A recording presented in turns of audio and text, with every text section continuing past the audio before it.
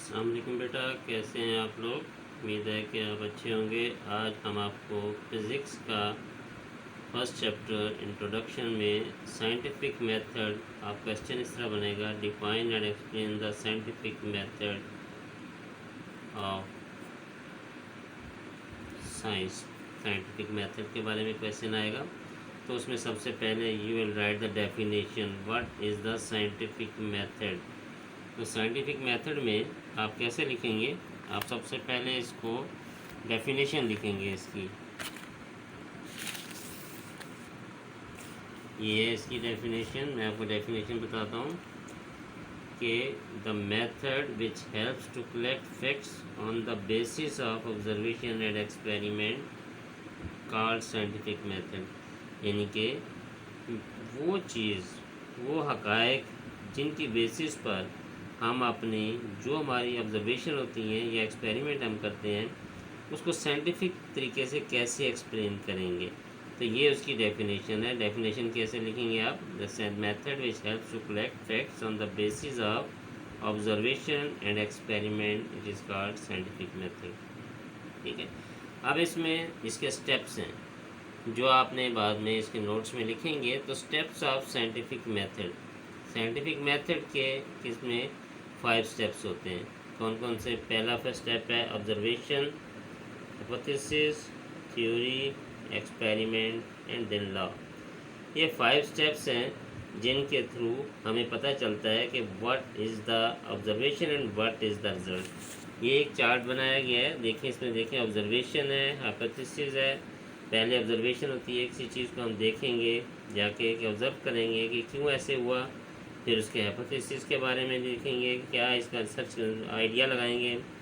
फिर रिडक्शन है, फिर एक्सपेरिमेंटेशन है, ये थ्योरी वगैरह देंगे, फिर रिजल्ट देंगे। अगर वो रिजेक्ट हो जाती है तो वापस चला जाएगा, दोबारा कोई ऑब्जर्व करेगा, एक्सेप्ट हो जाती है तो उसकी थ्योरी पेश करके ला बना दिया जाता है। इसकी डिटेल आपको यहाँ से हम आपको देंगे। ऑब्जर्वेशन फर्स्ट स्टेप है। इसकी ऑब्जर्वेशन की time in the process of observing natural phenomena with the help of sense and the scientific equipment is called observation। क्या मतलब है, ऐसा प्रोसेस जिसके अंदर फितरी तौर पर, कुदरती तौर पर हम सेंस करें, एहसास करें, देखें कि साइंटिफिक तरीके से इसको हम कैसे देख सकते हैं साइंटिफिकली। यानी कि कोई भी काम ऐसा हुआ कि वो, उसको साइंस क्या कहती है, उसके बारे में ऑब्जर्वेशन कहलाती है। तो उसको हम कहते हैं, पहले हम ऑब्ज़र्व करते हैं। तो फर्स्ट स्टेप आ गया ऑब्जर्वेशन। फिर आ जाता है एक्सप्लेनेशन की। ऑब्जर्वेशन की क्या एक्सप्लेनेशन थी, कह रहे हैं कि observation are taking very carefully and systematically all possible information are gathered about a physical phenomena under investigation.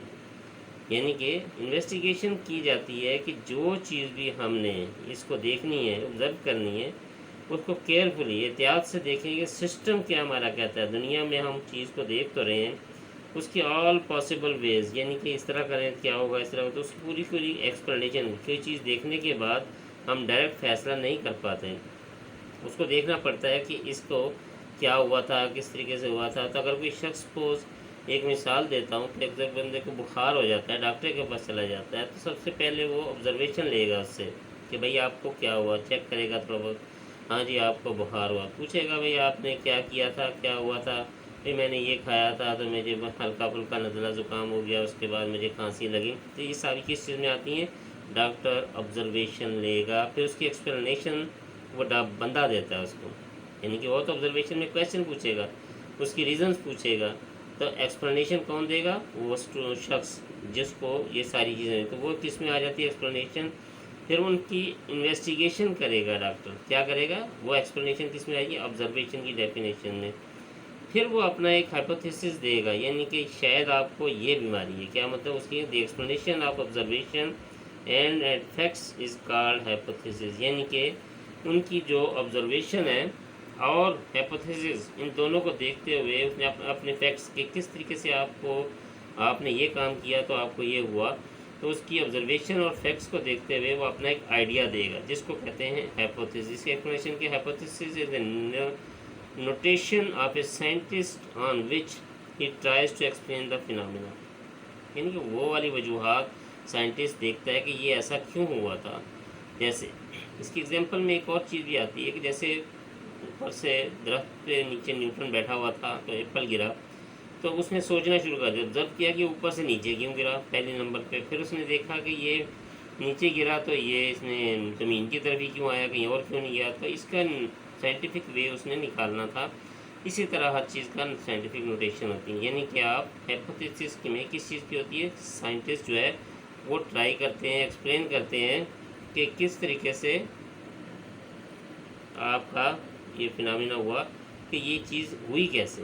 फिर उसके बाद थ्योरी आ जाती है, यानी कि आपने पहले ऑब्जर्वेशन ली, फिर आपने हाइपोथेसिस दी, आपने उसके बारे में फिर थोड़ा बहुत देखा, फिर थ्योरी लिखनी शुरू की कि हाँ जी हमने इस थ्योरी को एक्सेप्ट किया है, उसमें किया है hypothesis is accepted is called theory, यानी कि वो चीज़ें जो वाकई रीज़न हुआ है कुछ ना कुछ, तो उसको देखते हुए कि हाँ जी हमने ऑब्ज़र्व किया है और हमारी जो हाइपोथेसिस है, हमारी जो सजेशंस हैं उसके मुताबिक हाँ जी इसको कुछ ना कुछ तो हुआ है, तो उसकी थ्योरी लिखेंगे। उसकी एक्सप्लेनेशन के scientist design A theory on the basis of hypothesis and gives an elaborate explanation about the phenomena, यानी कि उसको एक ख़ास लिखने के फॉर्म में एलेबरेट करते हैं कि हमने ये जो साइंटिस्ट थे हमने देखा कि थ्योरी में क्या लिखें, किसको बेस बनाएंगे, कि हमने ऑब्ज़र्व किया था और उसके बाद उसके हमने जो डेफिनेशन लिख के मुताबिक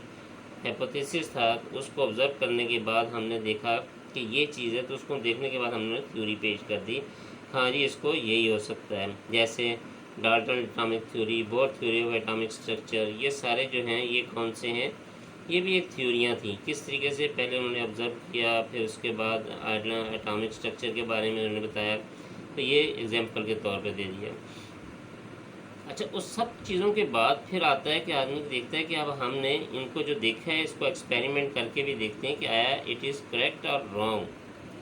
तो एक्सपेरिमेंट की डेफिनेशन क्या है कि ऑर्गेनाइज फॉर्म में कोई चीज़ चेक करना, ऑर्गेनाइज फॉर्म में इनके लैब के अंदर या उसके टेस्ट करने चाहिए।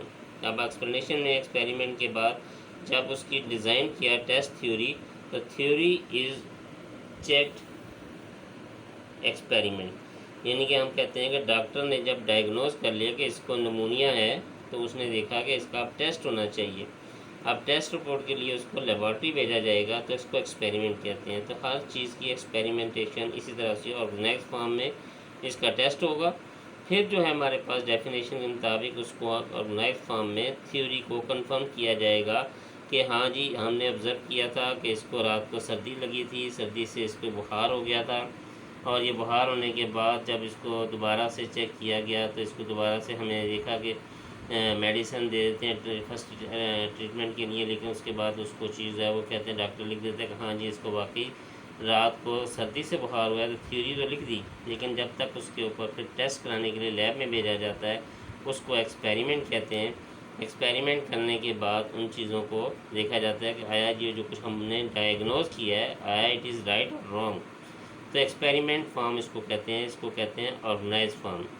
जब ये सारा कुछ सही हो जाता है तो उसके बाद इस चीज़ को प्रूफ एथेंटिक लॉ बना के लिख दिया जाता है, यानी कि if predicted result are obtained by experiment the theory is suppose to be come and then the theory becomes law. कह रहे हैं कि डेफिनेशन लॉ की क्या है कि जब कोई भी प्रेडिक्टेड रिजल्ट हो, यानी कि हमने उसको प्रेडिक्ट किया हो कि ये इस तरह की बीमारी है, हमने ये चीज़ निकाली, उसके बाद हमने देखा कि ये चीज़ इसके अंदर आ रही है, इसको हमने पहले ऑब्ज़र्व किया था, फिर हाइपोथेसिस भी हमारा था, ये आइडिया था, फिर हमने इसकी थ्योरी लिखी, इसके फिर डॉक्टर ने, और डॉक्टर हो या साइंटिस्ट हो, फिर उसने उसके बाद उसको एक्सपेरिमेंट किया कि हाँ जी वाकई इस रिज़ल्ट के बाद जो है हाँ जी इसको वाकई ये चीज़ आ गई है, तो वो फिर डॉक्टर उस तरह का ट्रीटमेंट करना शुरू कर देता है। That mean he right as a final decision, वो फाइनल डिसीजन ले लेगा जिसको हम लॉ कहते हैं। लॉ वो होता है जिसको कभी भी चेंज नहीं किया जा सकता। Law is such statement regarding the behaviour of nature which explain the observation experiments of the past and can predict about their aspects of nature। जैसे नीचे न्यूटन लॉ का दे दिया कि यानी कि उसने क्या है कि लॉ क्या चीज़ होती है, वो स्टेटमेंट जो कि हमने देखना होता है कि हमने पहले इन अशख़ास ने मुख्तलिफ़ जगहों से ऑब्ज़र्वेशन ली, फिर उसके बाद उसको एक्सप्लेन किया किस तरीके से एक्सपेरिमेंट किए, फिर उसको पास्ट और प्रेजेंट से जब प्रिडिक्शन होती है उसको साथ मैच किया जाता है कि जो कुछ भी इसमें थ्योरी में लिखा गया वो कुदरती तौर पर नेचुरल के हिसाब से बिल्कुल सही था जो हमने डायग्नोज किया। तो उसके ऊपर फिर न्यूटन ने जैसे लॉ पेश किया, तीसरा लॉ पेश कर दिए जाते हैं। तो ये हमारे पास इस चीज़ का साइंटिफिक मेथड कहलाता है। तो ये साइंटिफिक मेथड आपने इसको इस तरीके से नोट्स बनाने हैं और ये आप इसको साइंटिफिक तरीके से हिस्सा लिखेंगे, यहाँ तक लॉ तक आप लिखेंगे और इसके बाद ये एग्जाम्पल तक लिखने के बाद आप नोट्स बना लेंगे। इंशाल्लाह आपको ये साइंटिफिक मेथड जो है वो बहुत आसानी से समझ में आ जाएगा। चैनल को सब्सक्राइब करना मत भूलिए और प्रोफेसर साजिद को इजाज़त दीजिए। अल्लाह हाफिज़।